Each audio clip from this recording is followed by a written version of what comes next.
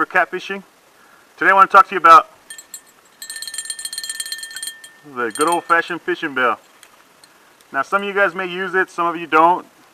But you know what, I really do like this bell. I put it on my rods at night when I'm falling asleep, and then it rings and I jump out of my sleeping bag and come out here and catch me a catfish or two.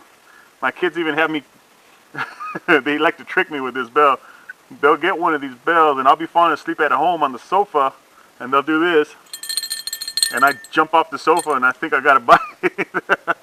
So that's how I'm trained with a fishing bell. But believe it or not, there's right way and a wrong way to fish it, and there's some tips and tricks that I'm going to show you here too. So first of all, let's start with how not to fish with the fishing bell. Okay, so the one thing you do not want to do is you do not want to just set it on your rod like this. That is a big no-no.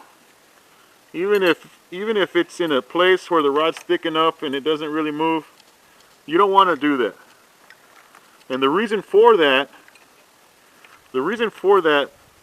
is because if you get a fish that bites this and he starts moving it around and this bell ends up flipping like this, now you've got your line wrapped on that bell. And if the fish is big enough, he can pull it and he can essentially cut that line if it wraps just right. You get a couple of wraps like that and he's gonna cut your line on that bell. So that is a definitely, do not ever put your bell on the actual rod like that. Now if you're fishing with a dead bait or just a stink bait, something that's not alive, not moving, the best way to put your bell on is put it at the very tip where it grabs the eye. And when the fish bites, it'll ring. Just like that. You won't have that problem of the bell slipping around and it's on there. Now if you're fishing with live bait, what you want to do is you don't want it up here sitting like that. You don't want it there because the little minnow or the bluegill or whatever you're using is going to be swimming and you're going to hear this.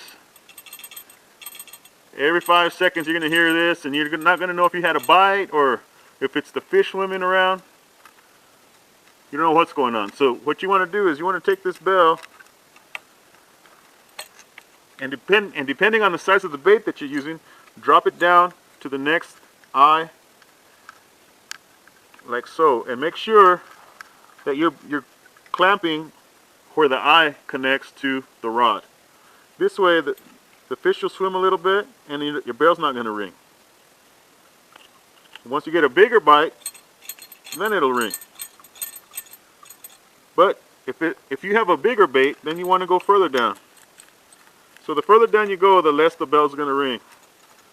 So you clamp it on there nice. Then your bait's swimming around. And you don't hear the bell. Then you get a bigger bite. And then that bell starts ringing. So these are just a couple of tips on how to fish with a fishing bell.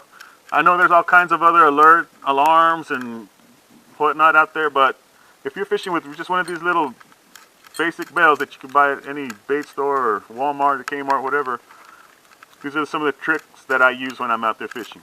So as always, thank you for watching and we'll see you next time.